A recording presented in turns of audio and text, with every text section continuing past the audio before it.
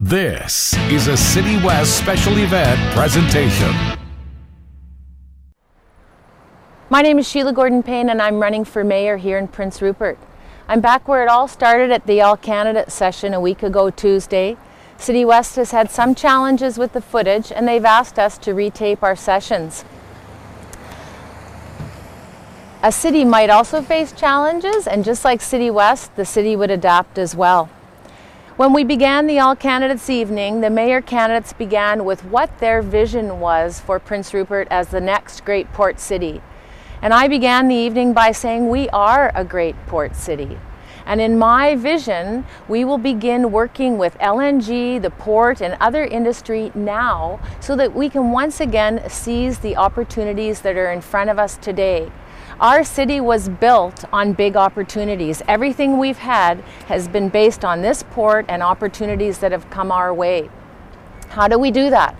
In this vision, we do create the jobs we have lost from the past, and we reinvigorate our service and retail sectors. We do not ask for taxes and not be able to show anything in return for those. There are 4 actions that I would begin to take immediately. The first is that we would work with the LNG companies that are here in town now. We would work with them for their success, and we would have a prioritized plan for our success that we would get them to also work toward with us. We would reach out to the province and work on priority issues with them in a positive manner. We would reestablish a relationship with the port so that we can accomplish our common goals together. Lastly, we would pursue common areas of interest with the First Nations community so that both of us could work together toward our shared destiny. In my vision, we are a mayor and council that other communities envy for what we accomplish with focus and prioritized purpose. We know there will be challenges in any vision. We know we will experience pressure on housing, infrastructure, accommodation, and many things in our community. We know we will struggle with housing. We know we will face pressure with temporary workers in town. And we know that we may struggle with delays in any of the projects that come forward. What we will do is we will meet any of those challenges head on as a community and with industry proponents and other stakeholders so that we keep things moving forward and that we keep each day moving forward with plan and action to accomplish our goals. We began this session up at the Leicester Centre where the all-candidates meeting had begun, and we were talking about vision.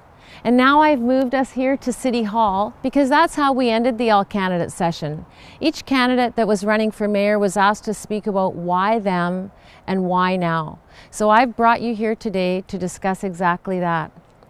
I want to tell you that I thought I knew everything there was to know about parenting long before I had the 4 children. That's when I was the best parent. And I need to tell you that I was an expert on leadership before I ever had to actually lead, and before I spent sleepless nights over difficult decisions that had to be made. I am the only candidate that's running for mayor that brings both the ability to the job and the leadership experience. In healthcare at the hospital, I lead a large staff. Each day we work toward a common vision. We have an action plan.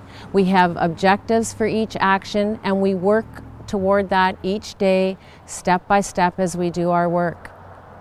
The city has hardworking staff too, and we have a whole community of old and new residents who are waiting for the same things. They're waiting for the vision, they're waiting for the action steps, they're waiting for the objectives that we move forward. I work with a budget every day that is larger than the size of the city of Prince Rupert's. I find new ways to find money every day in my work.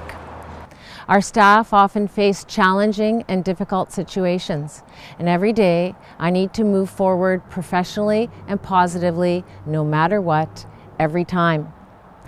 The city needs that kind of approach now. We need a positive approach. We need to be appropriate at all times. We need to be able to work with many different stakeholders, and we need to be able to not agree on everything, but still move together with those that we share our community with.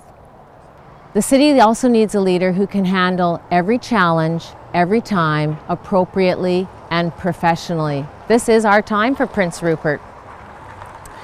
It will take knowledge, credibility, commitment, and expertise to move our city forward. I am willing to make that commitment.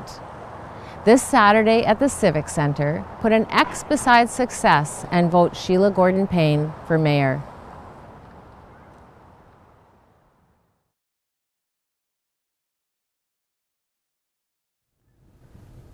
Prince Rupert residents are supporting my re-election for Mayor of Prince Rupert. I am the only candidate who is uniquely qualified to serve as mayor. In my past, I've worked for 5 different local governments in British Columbia.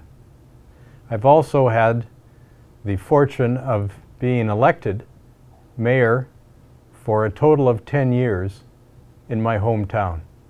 My supporters are concerned about the future of Prince Rupert. We're at a time in our history when we will get large port-related growth.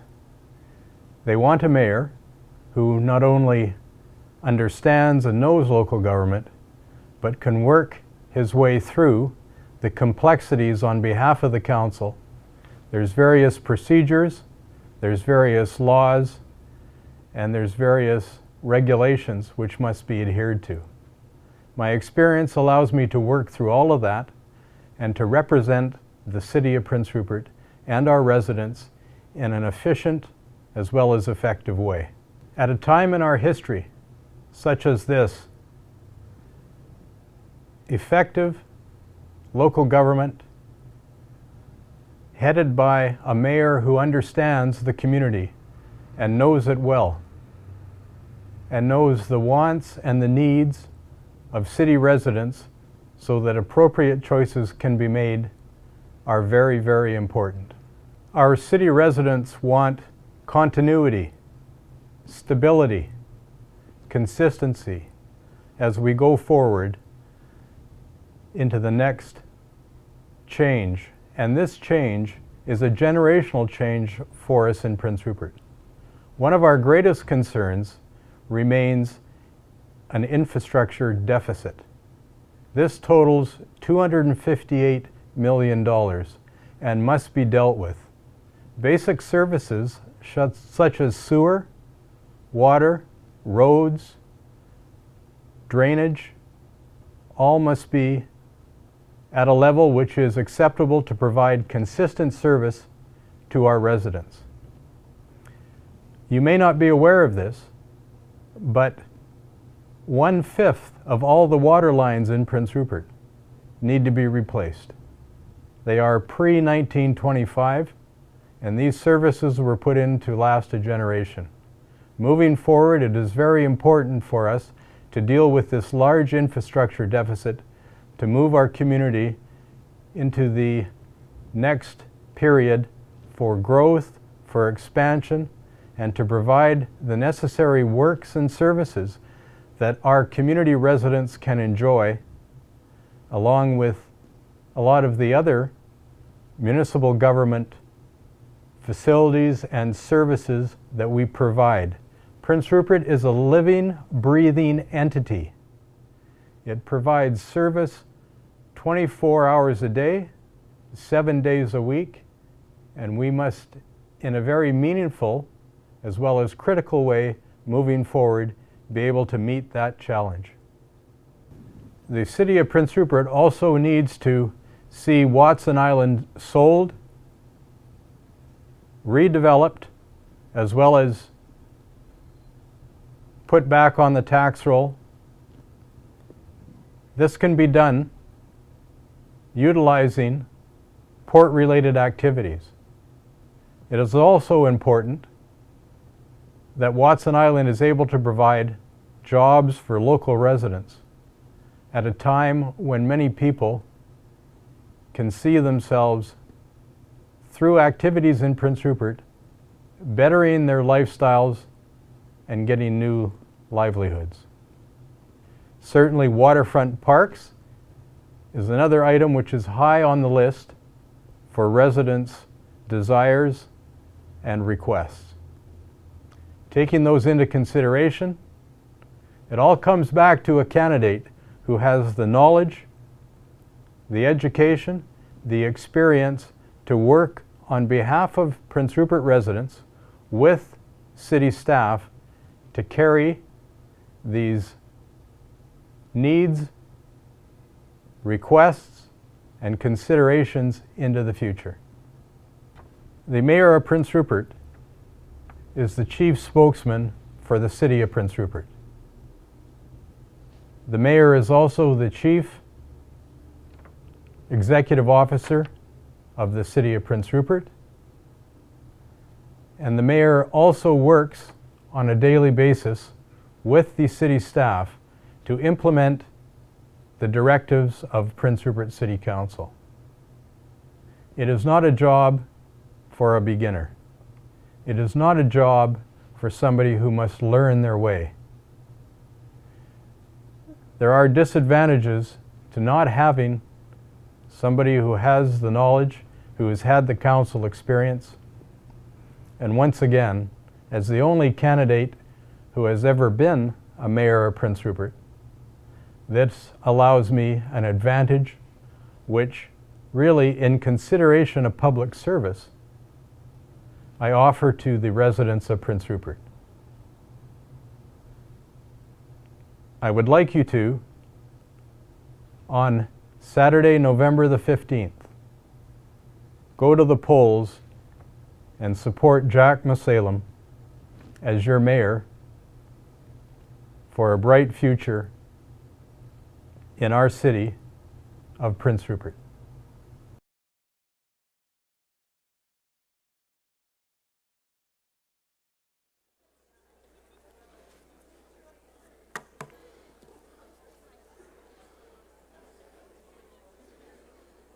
We will take a minute for those outside to come back in and be seated.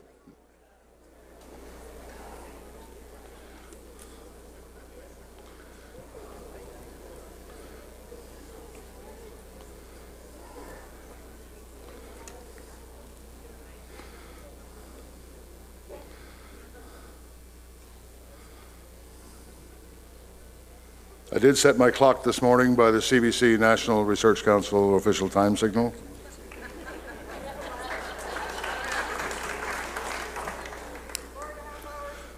I don't know when they changed it from 10 dashes to 5.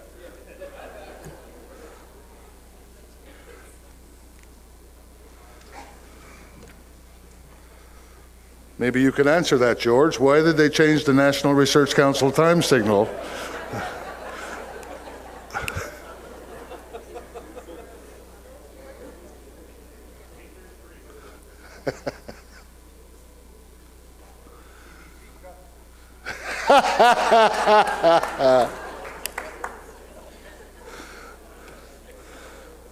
Welcome back. Hello. Okay, good. In a minute or so, each councillor candidate will be given 1.5 minutes to address and present their responses to the topic of why I am running for council. They selected the order of speaking by lot prior to the start of our forum. Following their responses to the opening topic, each councillor candidate will be given 1 minute to respond to questions from our Prince Rupert media panel in several areas of interest to the community. There will not be an opportunity for rebuttal during the councillor candidates forum. There will be 3 questions asked and 3 chances to respond. The councillor forum will close with the councillor candidates given 1 minute responses to 1 final question prepared by the forum organizers. You can guess what that question will be now, probably. We will then bring the forum to a close. Our timekeepers, Shelley and Heather, will again keep track of the time remaining for each candidate. And a reminder, yellow card is 30 seconds, the pink card is 15 seconds, and when you hear ringy-dingy, your time is up. Again, all candidates are asked to respect the moderator and the signals from the timer at all times, and to please not interrupt the other candidates. And once again, it's enough from me. I am pleased to introduce to you our 2014 Prince Rupert Civic Election Councillor candidates. Ms. Anna Ashley.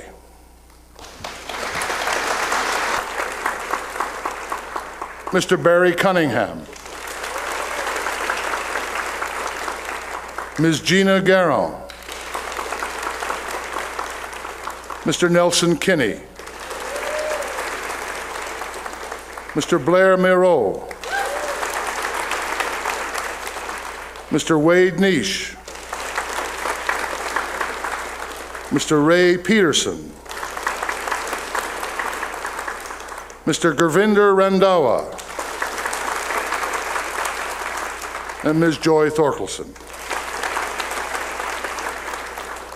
And to begin our forum, each candidate presenting their vision of or their answer to why I am running for council. First up, Mr. Ray Peterson. Thank you. You all probably don't realize this, but there are like a lot of eyeballs out there. Anyway, my name is Ray, and I'm 43 years old, and I'm originally from the Lower Mainland in British Columbia. And I've spent many years in Asia, founding and building companies in the executive search and printing publishing industries. I made a conscious choice to move my center of gravity back to Canada, and I made a conscious choice to select Prince Rupert as my place for the future, a place to raise my family and grow my businesses.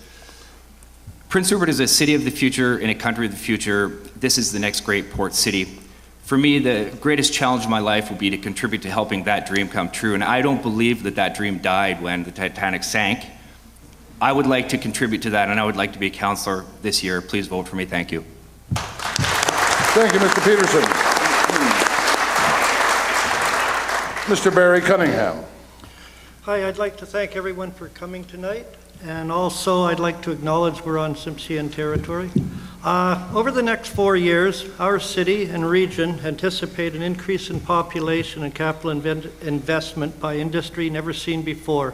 As a city, we have many challenges ahead of us to ensure there is a balance between fiscal gain for the community and environmental stewardship, both which benefit present and future generations.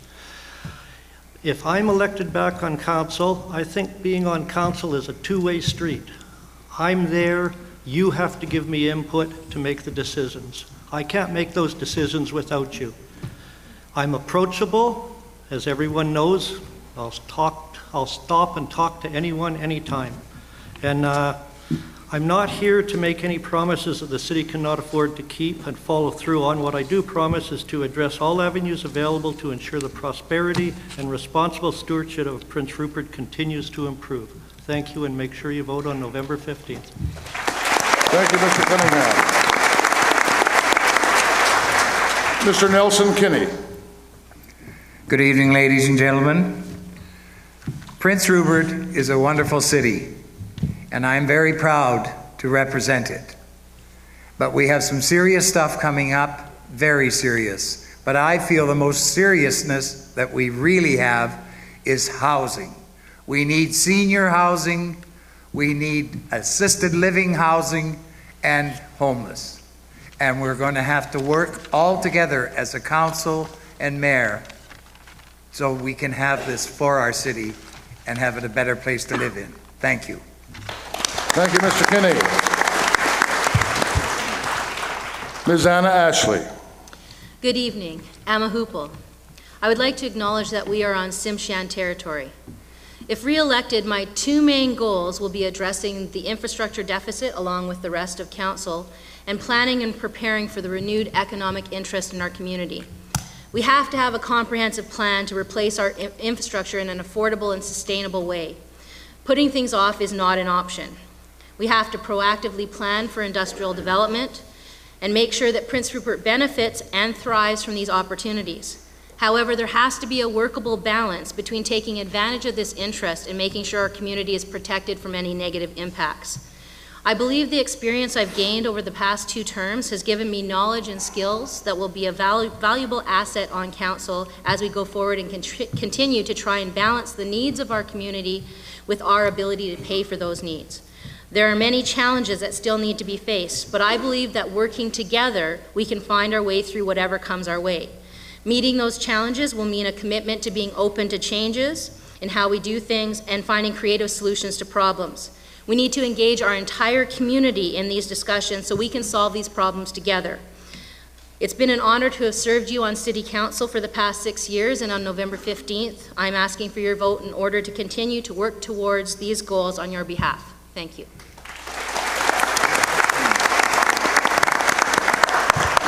Mr. Blair Moreau. Thanks so much for being here tonight, everyone. I'm loving the energy in the room. For those of you who don't know me, my name is Blair Moreau. I'm a lifelong Rupertite. I've spoken with hundreds of Rupertites over the last 2 months since I launched my campaign at the beginning of September. And what I've heard time and time again is that people are ready for change. The question becomes then, what sorts of change matter to us? We all want to see a Prince Rupert with more jobs, more recreation opportunities, and more affordable housing. We know we can be the economic and environmental leader of Northwest BC. But any vision like that without a plan is just a dream. It's time for us to focus on the small things and develop a plan that can get us to the future that we all want to see, one small step at a time. I'm running for City Council because I offer a unique insight, new passion, and a renewed focus on achieving results. What I stand for in this campaign is 3 priorities: enhancing the accountability of our elected officials through better communication, improving the efficiency of City Council by focusing on efforts on things within our jurisdiction, and developing a plan to grow our tax base by not only attracting new businesses to Prince Rupert, but also making it easier for businesses that are already here to operate. That's why I'm running for City Council. So thanks again so much for being here tonight, and I'm really looking forward to being a part of the conversation.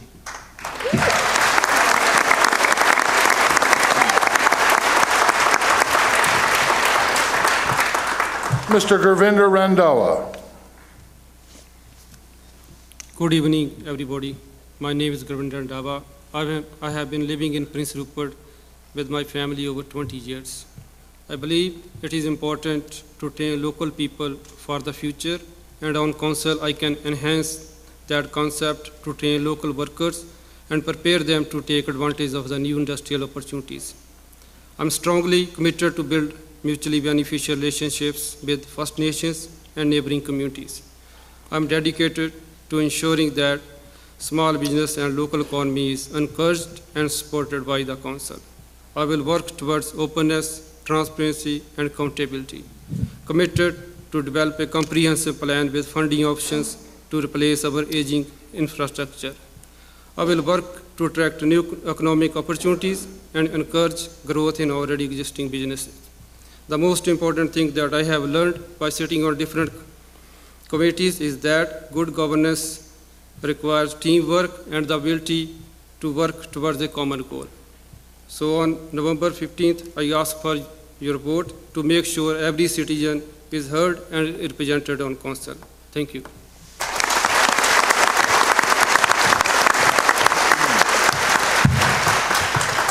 Mr. Wade Niche. Hello. For the people that don't know me, I'm a building contractor in town here. I have worked in other jobs. I had to survive to stay in town. I didn't leave town when the economy failed us.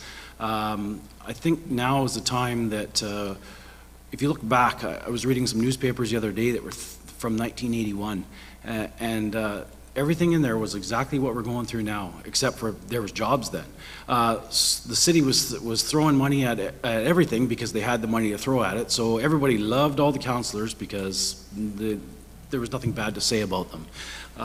Now we have to take control of our spending. It's way beyond what we should be doing, but we also have to plan for the future. This is not about being right-wing or left-wing or union or non-union. This is about taking control of our destiny and doing what is right for our community and controlling spending and planning for the future. Every day I think 10 steps ahead on my job, and that's what I plan on doing for you. Anybody that knows me knows I'm a sucker for punishment, and I think that's a big thing for this job. Thank you.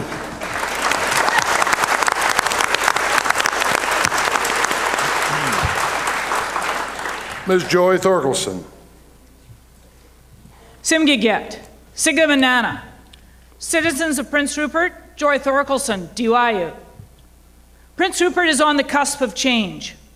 Growth can range from the steady development we now have all the way to a boom environment if one or more LNG terminals locate here. Your next council has to plan for varying growth possibilities. Housing is a priority. Your new council will have to ensure that there are enough rent-controlled units and will have to have in-depth discussions with Rupertites on housing possibilities. The Tuck Inlet Exxon LNG project is a exciting and troubling project. It is proposed for city-owned land inside Prince Rupert boundaries, so we decide if we want it, and if so, under what conditions. Whatever the new council decides, it will have significant consequences on taxes and on jobs and on our environment. As I always do, I will listen to thoughtful presentations, do my own research, and question until I am satisfied that we have all possible information. Then I will make a decision. The fact is, that's how I make all my decisions.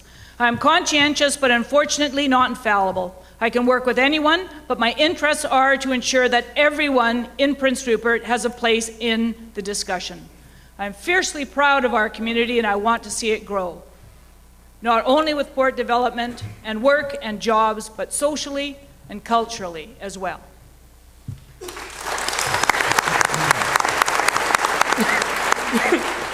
Ms. Gina Garrow.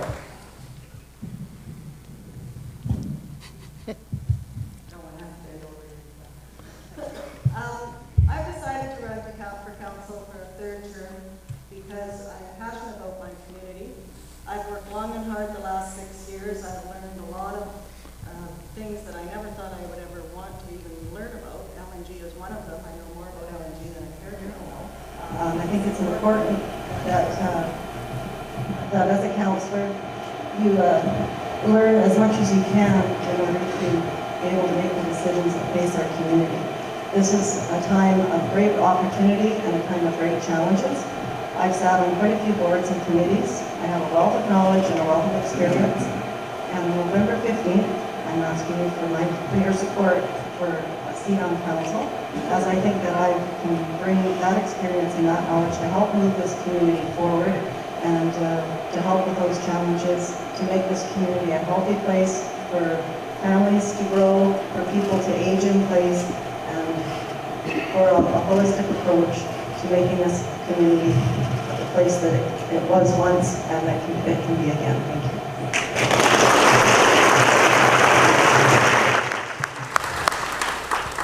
And now to our panelist questions. And question number 1 from Mary Bartlett of CFNR. Mary? There's been plenty of talk over the overstretched services in Prince Rupert's $258 million infrastructure deficit. How will you find ways to fix the aging sewer, water, and road systems, and what will you prioritize? Mr. Randhawa. I will look for the grants available through higher level of government and apply for grants as they are the ones that will benefit from most in end from taxation. And I also be looking for municipal finance authority if we can borrow money from them. And I will look if we already had like any money, we borrow money from them and when that one is due. And I'll be looking for that. And also, I'll be looking to new industry, encourage new industry, and we can get some higher taxes from that. Okay, thank you.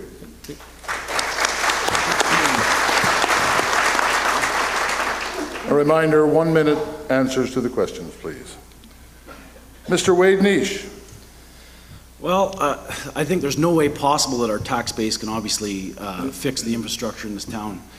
As I was reading those old newspapers the other day, I saw a piece of bulletin that was put out by the city of Prince Rupert that said that the bridge on 6th Avenue was going to be closed for 2 months, from June till August. So obviously nothing's changed, and we need to move forward and try and find other ways. We need to lobby the government. They want to spend $500 million on a bridge down in the Lower Mainland, then they can easily put $250 million forward for us to fix up our town. If they want to make this the gateway to Canada and the gateway to Asia, then we need to lobby them to put forward the money in order to make all the improvements we need, because there's no way that we will ever do it from what we collect in taxes. It doesn't matter how big this town grows.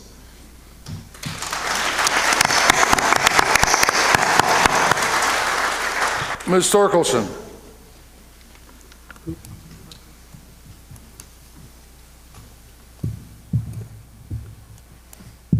So far, Prince Rupert has attempted to maintain its infrastructure, and I think the last speaker was right. We are barely able to maintain the infrastructure that we have, and taxes have been going up every year to try to just maintain the infrastructure that we have. What we need to do is find sources of income. Obviously, we're hoping for new income from regional fair share agreements and from local increases in industry. I think that we are going to have to be part of the Canadian demand to the federal government to put money in as well. That's the only way we're going to answer it. Thank you. Ms. Garrow. This is a difficult question to tackle in 1 minute. I think the main thing we need to look at right now, and I've lobbied and worked really hard with council and staff, and the dam over on Woodworth Lake is our number one priority. If we don't have water in our community, we don't have a community. And I think we need to partner with some of our stakeholders in the community, some of the larger industries, and talk to them about what this infrastructure means to their success of their businesses. So I think if we can work together on a common ground with our stakeholders and anybody else in the community who's using a large amount of our infrastructure, that we can work together and build some bridges and find some way of coming together to help with these deficits. Nothing is going to happen quickly, but we need to start and make a plan for the future.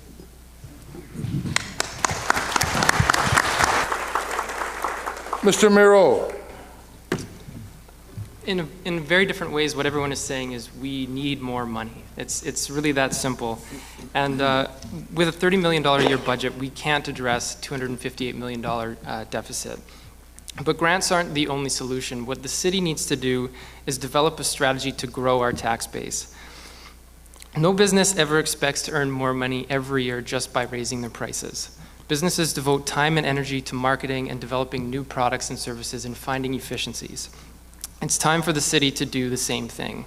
By developing a strategy to grow our tax base, we can make it easier for businesses to locate here, to grow here and expand, and ultimately take the tax burden, or lessen the tax burden on homeowners and existing businesses. Thank you.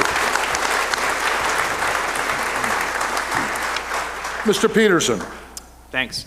I think obviously, we need to determine what the priorities are and start to allocate resources first on those things that are most important. And I think the second thing is we always need to run a tight budget and make sure we're not squandering public funds on unnecessary things in any way, no patronage, nothing. We need to keep a tight budget, but I think ultimately it's on us. I mean, there might be government grants or whatever from the federal or provincial governments, but it's up to us to usher in a port-related economy, and that doesn't mean a container port. That means industries like destuffing, transshipment, freight forwarding, and et cetera. We need to be the ones that map out those companies, those industries that exist in other great port cities. We need to tap them on the shoulder. We need to show them our value proposition, and we need to start bringing those companies here to Prince Rupert so that they can expand our industrial tax base, and there's a lot more people employed at high-paying jobs that can contribute to property taxes. So ultimately, it's on us. We need to go out and get it. We need to solve the problems by ourselves. Thank you. Mr. Kinney. Thank you. I sat in Christy Clark's office with city councilors at a UBCM. She said and she promised that money would come to Prince Rupert to help us because of the growth that we're going to be feeling. So I feel our mayor, whomever it may be, and the CAO of the city go down and talk with her, show how much we have, how much are you going to give us? It's time they pitched in because of the heavy load that's going to be coming with the LNG. And I also feel we have to open our doors and say welcome to any business. Thank you. Thank you. Mr. Cunningham. Okay, it's a two-pronged situation. First, we have to identify and come up with a management plan to fix what has to be fixed on the present and long-term issues of our infrastructure. And once we've identified that and what it's going to cost us, then we go to the two levels of government that have focused on Prince Rupert and caused a lot of the attention and probably in the future a lot of the, I guess you could say, hardships we're going to have on our infrastructure, which is the federal government through the port and the province through LNG. And I believe both those governments have to step up to the plate and help us out with this issue. They're the ones that are causing a lot of the focus here. They're the ones that want Prince Rupert to be the gateway for Canada, so the rest of Canada should pitch in at different levels of government and help us out. Thank you. And Ms. Ashley. Well, I would start by getting staff developing an asset management plan. We already know what our needs are and how much they cost. We need for them to identify what the most critical infrastructure needs are. And then, quite frankly, we need to find the money. We need to get creative, find new sources of revenue. We can't necessarily rely on the government for everything. Doesn't mean we shouldn't continue to lobby the province, especially for our fair share of industry revenues. But we need to forge partnerships with other local governments, First Nations, businesses, industry to increase our chance of success. We also need to lobby higher levels of government to stop their interference with local government taxation. If they weren't interfering by different levels of taxation, we would have $4 million more per year in our budget. We need to complete a cost-benefit analysis of all the city assets and liabilities. We need to get more property on the tax roll. Capitalize on investment in our region, review our policies to encourage more development, and above all, we need to work together. We got to get everybody on the same page, and we got to be creative and find new ways because we have to help ourselves. Thank you. Our second question, panel question from the panel. Mr. Sean Thomas of the Northern View. Thank you. So when it comes to the budget process, how would you balance the responsibility that comes with the infrastructure deficit with the services that create the quality of life that people in Prince Rupert enjoy, such as recreation and the library?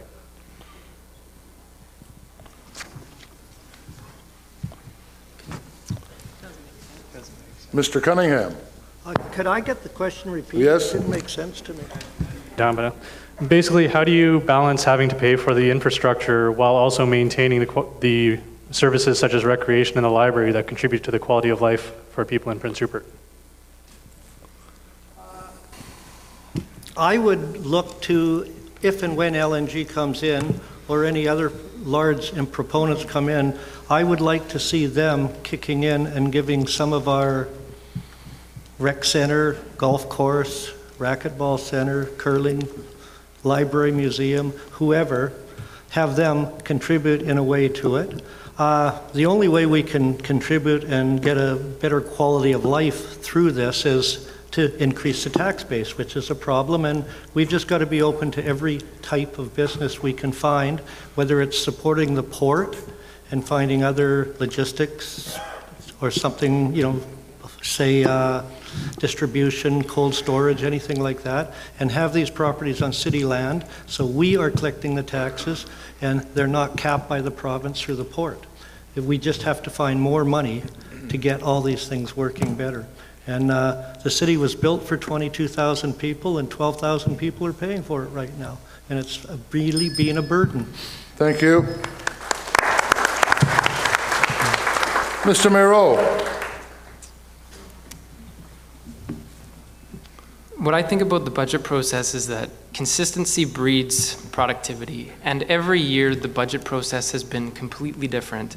And there's been some opportunities for public engagement and there's been some opportunities to submit questions. But ultimately, council is responsible for the budget every year, and every year we should be hearing from the community to understand what people's priorities are.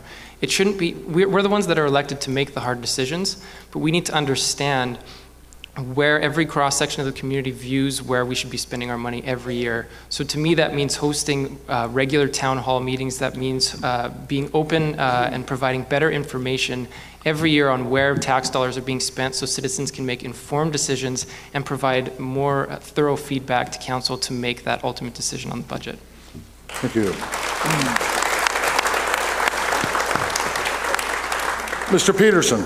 Thanks. Well, obviously, if you've got a budget, you need to allocate certain bands or percentages to things like recreation or whatever else. And I think that, you know, again, if you're having a problem with the budget, the best thing to do is look at what's not necessary and remove it from the budget. And then you're going to release extra cash into the budget if you do that. I think as well, you know, like the only way we're going to engineer ourselves out of budget issues, like how do we pay for the library or whatever else, is to introduce new businesses into Prince Rupert. And again, it comes down to us. It's us that have to go out and talk to those companies and those industries that should be here that aren't here, invite them here, get them doing business here, and we increase our tax base, our corporate and our personal, or the property tax base. It's all about getting more taxpayers in here. We need to fill the city up with more high-paying jobs by bringing companies in, and I think that's the solution to our budget problems. Thank you. Ms. Thorkelson.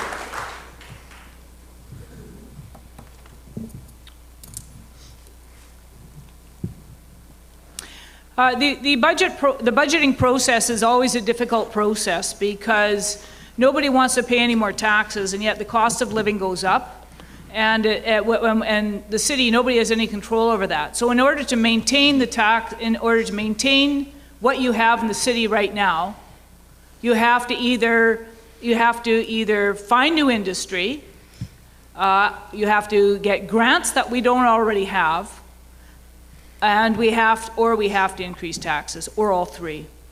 One of the things that we have tried to do is try to get, for a short-term stopgap thing, is to get large corporations to support infrastructure that's already there. So such as the terminal room at the library for children, or the port weight room.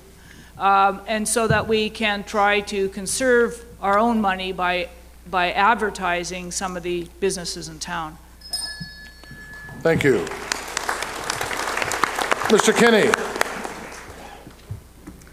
Thank you. I feel with a lot of the things we have going with our recreation and our different, our theater here and stuff, but we're going to have to do some cutting. And in order to not put the taxes up, just let them get out there, the ones we've hired, and do some work and find a way to make money to run these organizations. And that's the people that we hire to do it, and that's what we expect of them. And we also have to start working with our First Nation communities, because they also come in and they use our facilities too. And I think we have to sit down and do some real talking about all working together. Thank you. Thank you. Mr. Nish. Well, I think our budget process obviously hasn't worked for the last 20 years. When you fail to collect taxes from big industry because you say, don't worry about it, they'll pay it next year. And put us in a position where we now have to take land back and put it, like the mill. I hate talking about the mill. I want it to be so over. But we need obviously business and industry to move in to increase our taxes. But we have a lot of things to pay for, and we want more taxes, but we also have to learn to make those hard decisions and cut things that we don't want to cut. Unfortunately, I will apologize, last year I was a little hard on the gardener. As much as I think the flowers are beautiful in this town, sometimes, you know, those are the things that need to be cut. I mean, you can't rent a Porsche when you can't make your payments on your house. Okay, thank you. Ms. Ashley. Well, again, this is a big question, but when we're looking at budget, I think the first thing we need to do is we actually need to identify what the people of Prince Rupert think are the most important things, and the only way we can do that is by opening up the budget process more. I think we should be having brainstorming sessions, invite everybody in, allow for many different opportunities for input so we can get as many suggestions as possible. I mean, the more brains, the better. We need to start looking at possibly offering incentives for employees or people for giving us money-saving ideas. If we're saving money, that makes sense. Look for help from higher levels of government. We need to support sustainable industry. Look for new sources of revenue. Pursuing the Tsimshian Access Project so we can get some of the ferry costs off of our back. Selling city lots for development, creating targeted savings that people know are going to be spent on infrastructure. Those are the kinds of things that I think we need to be doing. Thank you. Mr. Randhawa. Yeah, I have a little experience on budget. In India, I was auditor in Accountant General Office, and here currently I'm sitting on the Northwest Community College Finance and Audit Committee. That's what we do. We review the budget. So here again, I will review and scrutinize the budget and drill down the numbers, how those numbers developed. And at the end of the day, again, we need funds. We need new industry. We have to encourage new industry to get rebuild our tax base, to give quality life to our citizen. We can't keep on increasing our house tax. We need to look new industry here. Thank you. Thank you, Mr. Randhawa. Our final panel question comes from Mr. George T. Baker of the Canadian Broadcasting Corporation.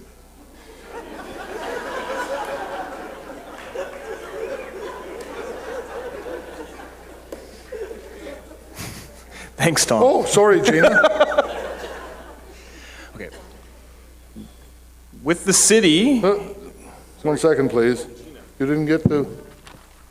Oh, I have you checked off. Carry on, Gina. Reply, please. Sean, could you please repeat the question again? Sure. Essentially, when it comes to the budgeting process, how do you weigh the needs of infrastructure and that type of spending against the services that create the quality of life, such as recreation and the library? The budget process is one of the most difficult processes that the council has to go through. Thankfully, we have fabulous staff in place, and Corinne Bowman does an excellent job of explaining the budget to us. It's a process that takes a while to get through, and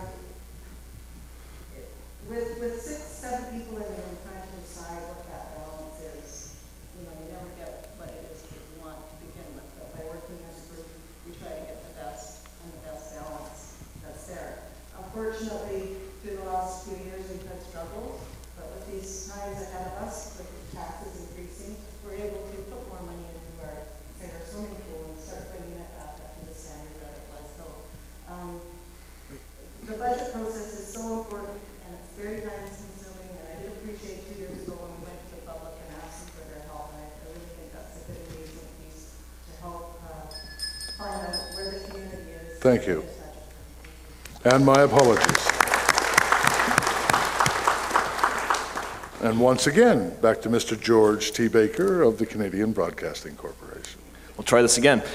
With the city facing limited funds and BC's LNG and Housing Minister Rich Coleman promising no construction of social housing until a final investment decision is made on an LNG terminal in Prince Rupert, what can City Council do to help those looking for an affordable place with a limited income?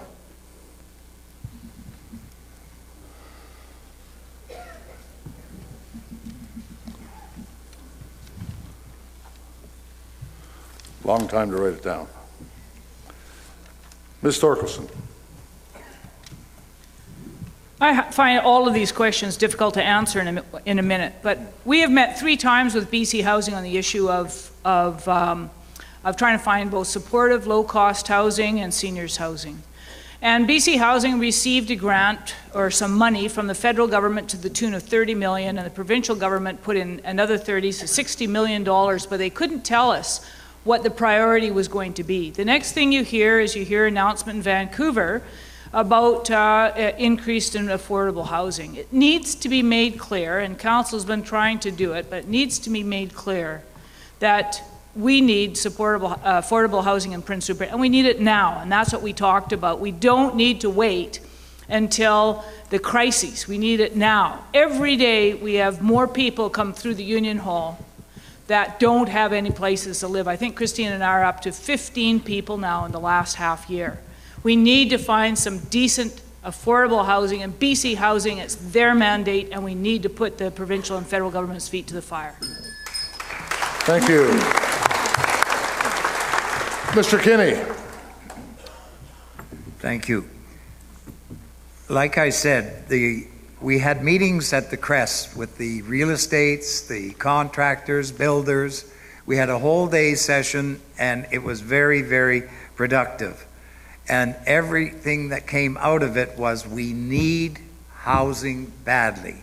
So some say don't, bother with the government and that. We've got to have them on our side, and we've got to get going on it, because we have phone calls day and night about people who can't afford any apartment, nothing, and those that can't even afford to find a place, period. We've just got to get together, and we have to work to get this housing done. Thank you. Thank you. Mr. Randhawa. Yeah, I will look into the option with BC Housing and senior level of governments for ask for more funding for low-cost housing. And again, I will encourage new industry here, and our local people we train to get those jobs, and that can solve our housing problem a little bit too, if everybody start making good money here, and they can afford housing too. Thank you. Mr. Nish. I believe that obviously BC Housing would be a bonus to get them to start building some more units, but I do believe that other options would be maybe tax incentives towards builders who want to build rental units. Obviously, you see the last cul-de-sac that was built in this community, they had grand dreams of building 16 executive homes, and they ended up building 5 homes and had a hard time selling them.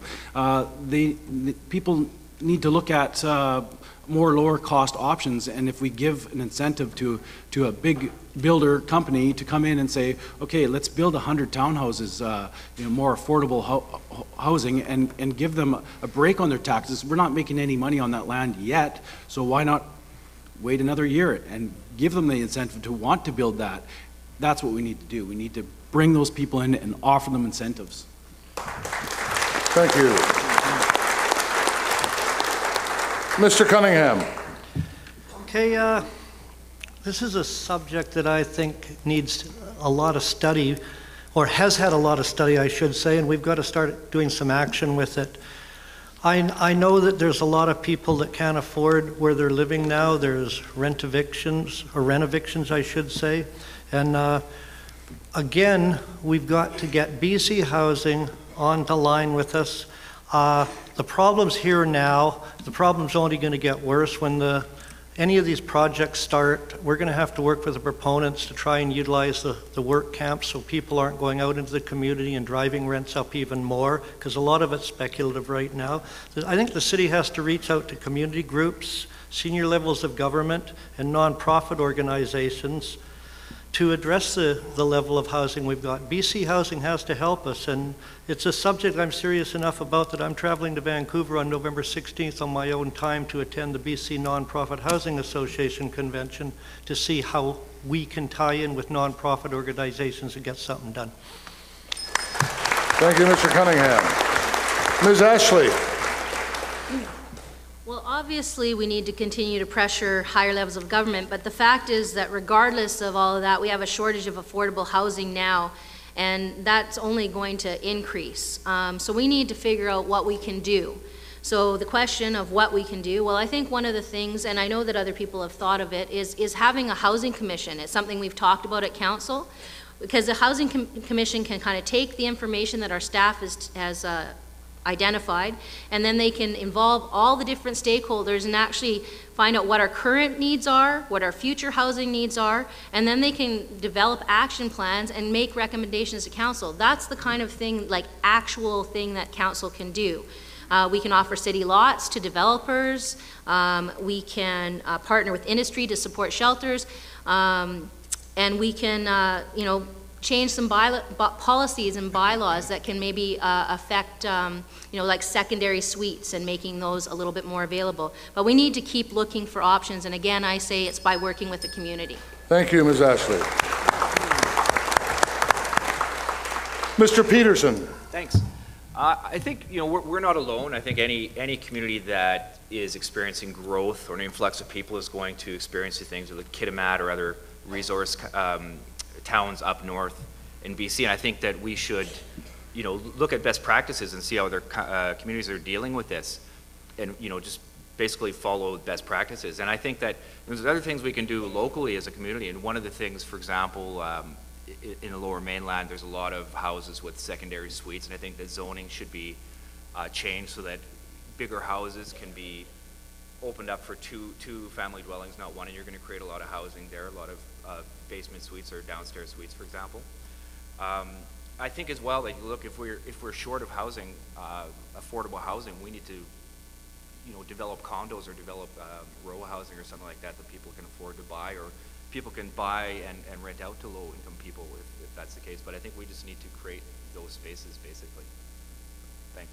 Thank you. Mr. Miro.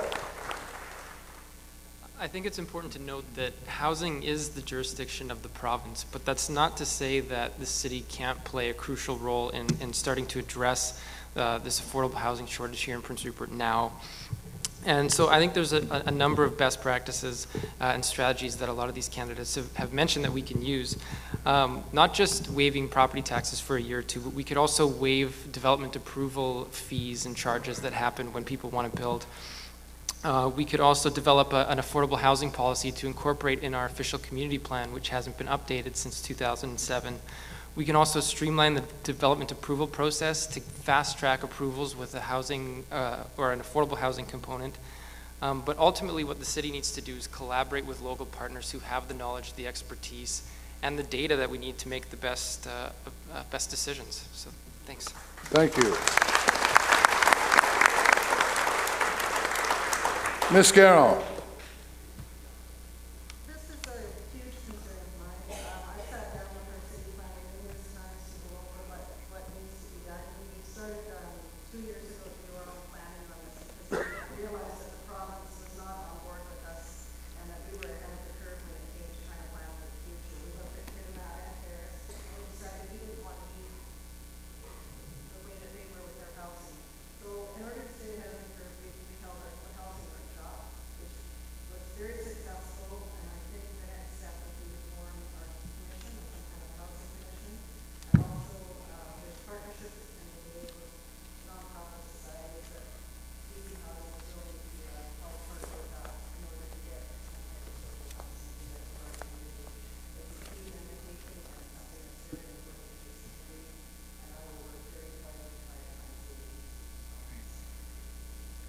Thank you. And now for our final question of the evening, as selected by our hosts and organizers. Why are you the best candidate for being elected to council in Prince Rupert at this civic election? Ms. Garron. I'm very passionate about my community. I was born and raised here. 6 generations of my family live here. I have learned so much, and I think that I bring a big value to the table. I'm not afraid to speak my mind. I use a lot of common sense. I try to find common ground. I have a lot of respect from other council members who sit on council with me. Everybody is entitled to their opinions, and some of those opinions we learn from each other, and we learn from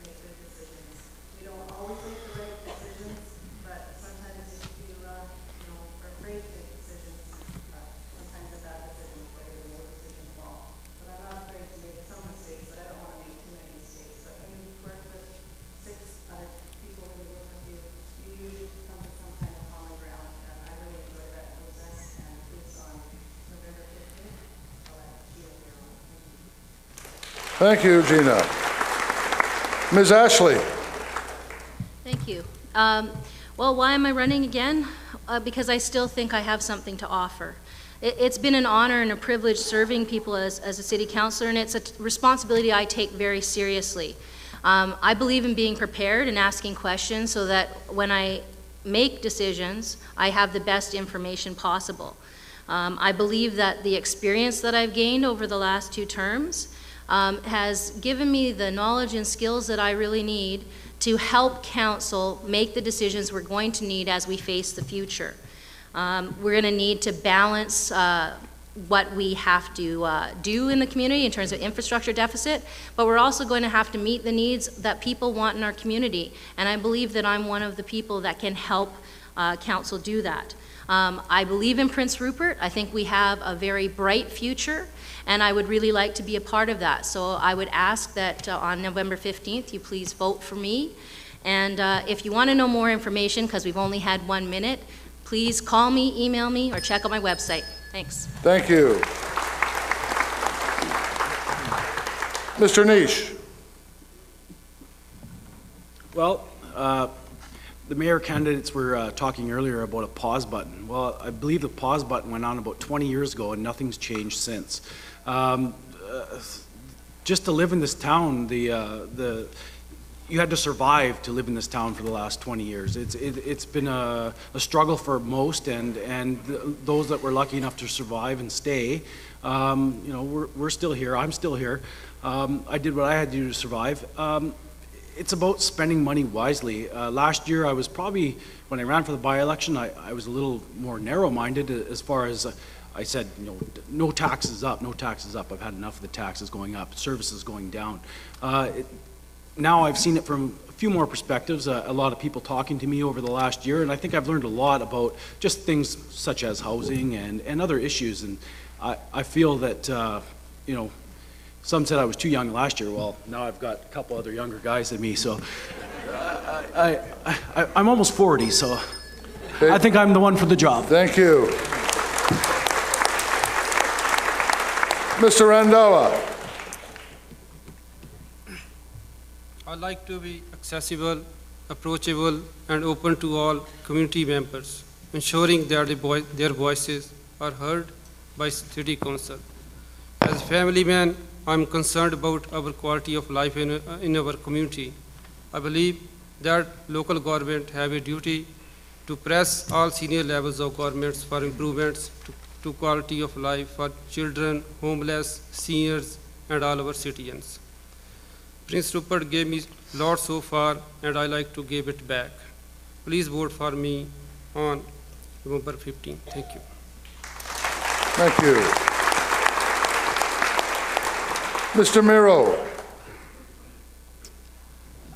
Although there might be some in the audience who disagree, I think my age is actually what helps me or believe that I'm the best candidate. Some people think that youth is just perceived inexperience. I wholeheartedly disagree. I think I offer a fresh perspective to some old problems facing City Hall. I'm a lifelong Rupertite. I don't intend on going anywhere. This place is my home. This community has made me who I am, and I want to be a part of shaping the next generation. I also offer really unique insight where my background, my education is in community development, which is exactly, I came back to Prince Rupert at the perfect time to see all this growth on our doorstep. But also I do have a lot of experience in my short time on earth. I've worked at City Hall. I've done 2 contract stints as grant writer where I was able to solicit a few $1 million for different projects and actually won an international award for my work. I also currently manage all of the business entities for the Gitmakmakanishka Society here in Prince Rupert. So I'm not really your average 24-year-old, and I think that offers a tremendous asset to the community.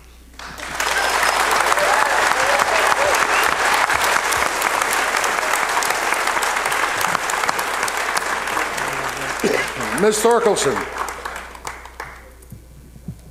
It's such a pleasure to listen to somebody who's enthusiastic and young, and I guess I'm on the other end of that stick. There's a few of us, yeah. I wanted to say that it's an exciting time to be in Prince Rupert, and it's an exciting time to be on council. You know, those of us who have been on, I've been on since 2005, we've been on a holding pattern, trying to explain to people why our facilities are falling apart, why we can't fix our infrastructure, and now is the time where we can negotiate some deals to prepare our city for the future. The next year, we're on the cusp of moving ahead, and I would certainly like to be part of that. I think I can bring lots of enthusiasm, probably as much as Blair, to the job. Thank you very much. Thank you, Joy. Mr. Kinney. Did you say Mr. Peterson? No, Mr. Kinney. Oh, sorry. Thank you. It's been a real pleasure to be on council and to serve you, the citizens of Prince Rupert, for the past 12 years. And I would like to go one more term to see our things go through that we've worked very hard for. I'm there to listen to you, and I have many people come to me and I take it back to council. Some say I'm very quiet or too quiet, but I think you learn more by listening than by sitting there mouthing all the time. Thank you. Thank you, Mr. Kinney. Mr. Cunningham. I don't know if I should take that personally or not. I like to think that I bring an everyday common sense approach to council meetings. I'm going to continue to ask questions and challenge council and staff to achieve a higher level of service for the community. I'm definitely not afraid to challenge the status quo.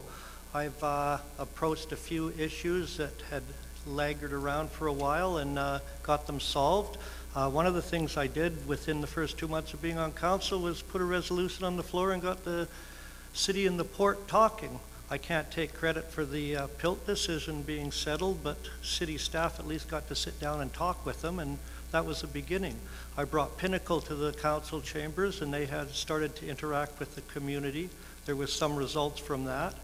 And I am definitely out there anytime to talk to anyone. And like I say, being on council is a two-way street. We can't make decisions unless you give us the input to make them. And there's a lot of very important decisions to be made, and I really think the citizens of Prince Rupert have to step up to the plate and start giving us input. Thank you. Mr. Peterson. Okay, thank you. I think the question is actually wrong. I don't have to be the best person for council. I have to be one of the best 6 people for council. There's 6 of us after all, right? So, but you know, I can't claim to be a 6th generation Rupertite, but I am a Rupertite. This is my home. I have lived in different places in major port cities. I've seen how great cities operate. I have outside perspective. I have something to offer that I don't think any of the other candidates have to offer, which is a fresh perspective, or at least an outside perspective. And I think that that can be a very, very valuable thing at this juncture in our history when we are trying to accomplish and create a great city, a great port city, grow a great port city. I'd love to be part of council and contribute to that growth and development, so please vote for me on election day. Thank you. Thank you very much. Thank you all, and would you join me in thanking all of our councillor candidates for their participation in our forum this evening. Again, I encourage you, if you've never heard or discussed topics that are of interest to you, to please engage the councillors as you can over this next 10 days as we prepare for the election. Thank you to Shelley Huddlestone and Heather McLeod, our timekeepers.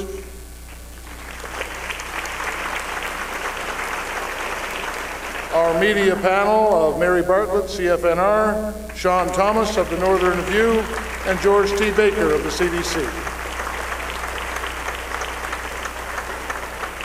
Our hosts, the Prince Rupert and District Chamber of Commerce and the Prince Rupert Labor Council. And our sponsors, Prince Rupert Grain and the BC Northern Real Estate Board. And to the staff and volunteers of the Performing Arts Centre for their assistance in staging the forum.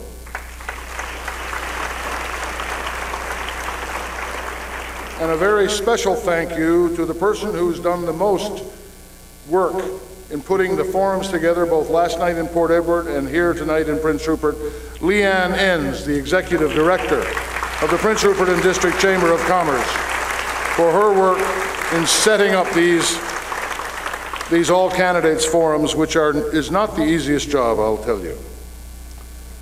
All our candidates will be available in the foyer to meet and answer any further questions you may have. And finally, please take the time to vote for the candidate of your choice on Election Day. General voting day will be open to qualified electors of the City of Prince Rupert on Saturday, November the 15th, between the hours of 8 a.m. and 8 p.m. at the Jim Ciccone Civic Center. And to bring our forum to a close, I now call upon Mr. John Farrell of the Prince Rupert and District Chamber of Commerce. Yes, okay. And Mr. Calvin Thompson of the Prince Rupert Labor Council. Gentlemen. Thank you, Tom. Thank you all.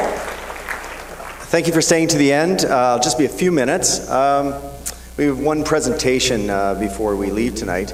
This stage has seen a lot of action at this time of year. Lots of candidates come and go. Some get elected, some don't. But there's been one institution in the last 20 years whose booming voice has been heard across this stage. He comes from the shores of Newfoundland, and he has been our moderator for 20 years, and he approaches it with grace and humor and amazing organization skills, and that's Tom Harvey.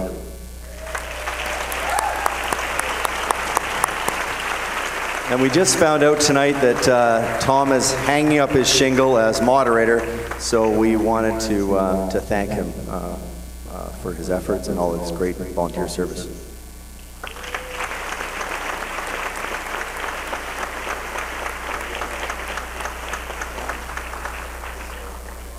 So we're presenting a beautiful photograph of the aerial view of Prince Rupert by artist and photographer Lonnie Wishart.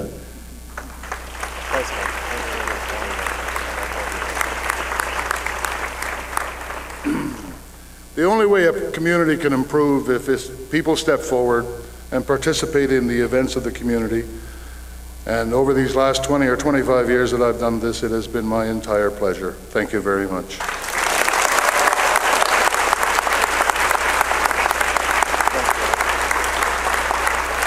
Thank you and good evening.